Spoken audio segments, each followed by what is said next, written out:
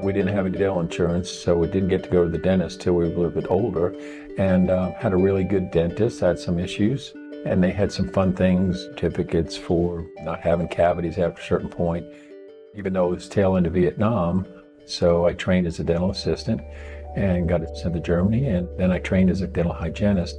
So working 4 years in the Air Force in the dental field really sealed the deal about this is really what I want to do. When I out processed at Shaw Air Force Base in Columbia, that's when I really pursued the dream. I actually grew up in rural New York, played a lot out in the woods and climbed up sand hills and went fishing with a cane pole. Then I also lived in Charleston when I was in dental school, lived there almost 5 years, and I've been here in Anderson now 37 and a half years. Got sent back to South Carolina December 1975, and I've been here ever since. When I was in dental school in Charleston, I was waiting tables out at Kiowa Island. My wife's aunt had a place out there. They used to call me Bob, the poor dental student waiter, and then they introduced me to my wife. Her father was kind of scouting out a practice for me, and there was a practice down in Homeland Park. Had a $40,000 payment for an old practice, some old equipment. July 1st, 1985, I had $80,000 worth of debt. And I was renting the building from Jimmy Stathakis, and character he is or was, a nice man, good man, and he eventually sold me the building.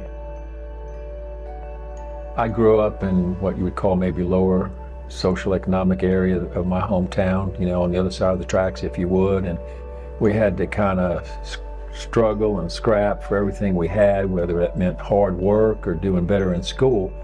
I never was really big on talking about the building. I would tell my staff forever and ever when we had a little tiny building and a Roddy sign by the road, it's not the building or the sign by the road, it's what happens inside these four walls.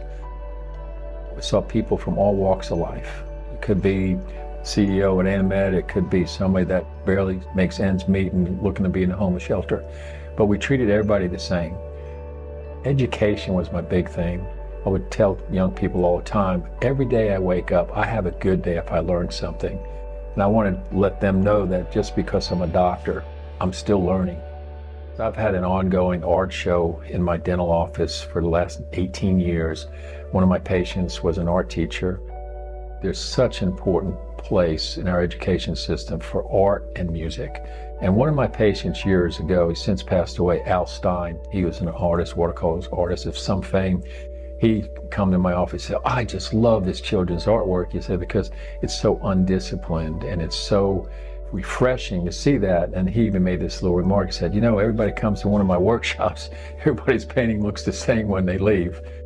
When I first came to town, somebody gave me some great advice, and it was get involved in a civic organization, get involved with the chamber, and get involved with the church. I got initially involved with the chamber, and they had a Leadership Anderson program. One of the days on Leadership Anderson was going through like social services in this town. You know, we have the Anderson Free Clinic, but we don't have any dental services in there. And one of the number one issues for people who go to the emergency room, or ED as they call it now, is dental issues. We didn't have a facility at the time, so I signed a memorandum of understanding with the health department because their dental clinic was underused, and we used that facility for some time.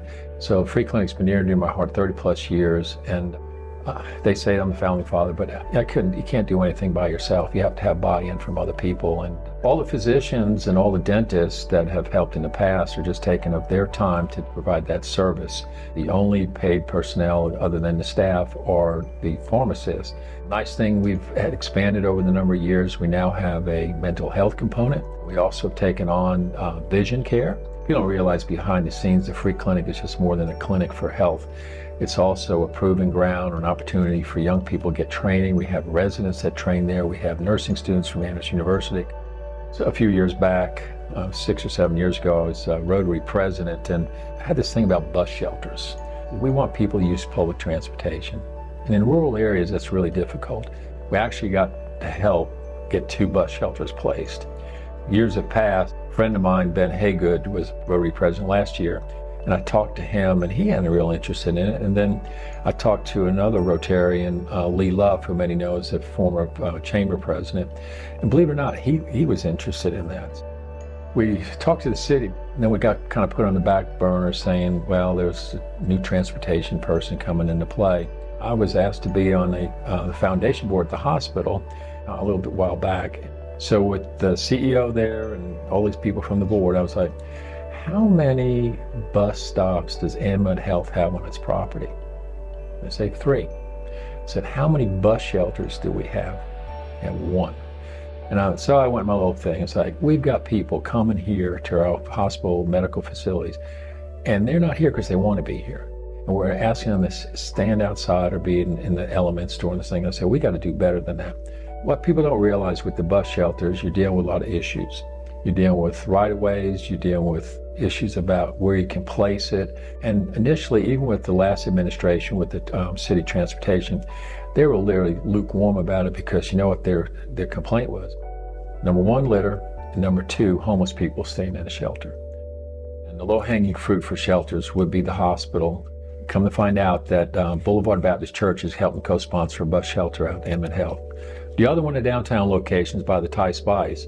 The problem you have there, you got the concrete wall. There's not a whole lot of room in that sidewalk across from the hospital. So that's a little bit of a logistics problem. But another place would be a low-hanging fruit is the library. Typically, feds will come across about 80% of the number. You kind of come up with the 20% match kind of. So you're looking at $12,000. You're looking at about a $2,400 donation to sponsor bus shelter. So don't hold me to it at this point while we're talking. It could have an increase in the cost of the shelters. And like I said, the world we live in, want people to use public transportation. And those that need the public transportation get to work or school or wherever they're going, I mean, we're not really helping them out in that way. You just have to have a lot of patience and perseverance to make something happen. I decided to terminate my license at the end of the year, and that was a tough decision. I was told that I can no longer be the dental coordinator because I don't have a dental license, which is fine. So you know what they said to me? We're going to make you a board member. Will you do that? So I said I would continue to be a board member. When it comes to charitable giving, people are more inclined to hospice or the Cancer Association, where our clients at the free clinic, they don't have the resources, otherwise there would be patients there, to give back to the free clinic when the good Lord calls them home. So we struggle. I wouldn't mind, there's an opportunity maybe to do a little part-time teaching at Tri-County Tech dental assisting for students. I've already been a guest speaker out at Clemson to pre-dental students, so they asked me to come again in April. Just whatever I can do to impart knowledge. Remember I said knowledge is power.